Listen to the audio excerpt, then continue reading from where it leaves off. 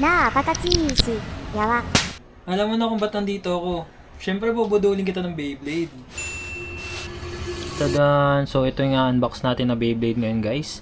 Isang Soar Phoenix 960 gear flat na may kasamang red string launcher from Hasbro. So sabi nila itong string na to, ito daw yung isa sa may pinakamahabang string.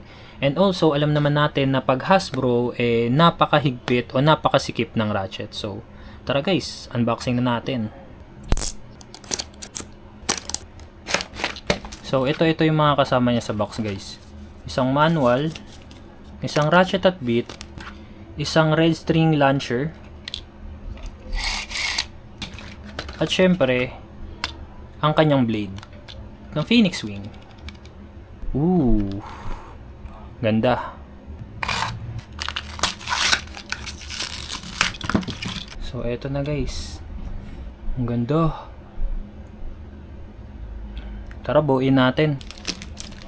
Isang blade, isang ratchet, isang bit. Siyempre, hindi mawala yung red string launcher. So, tara, buuin na natin. Ooh, ang ganda guys.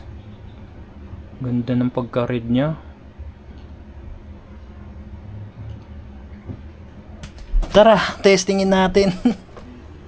Soar Phoenix or Phoenix Wing, 960 ratchet and gear flat na bit.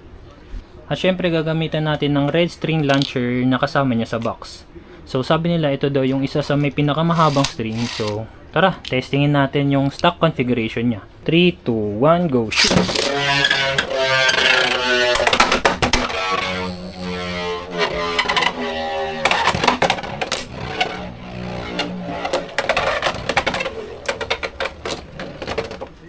So tara, montage naman natin.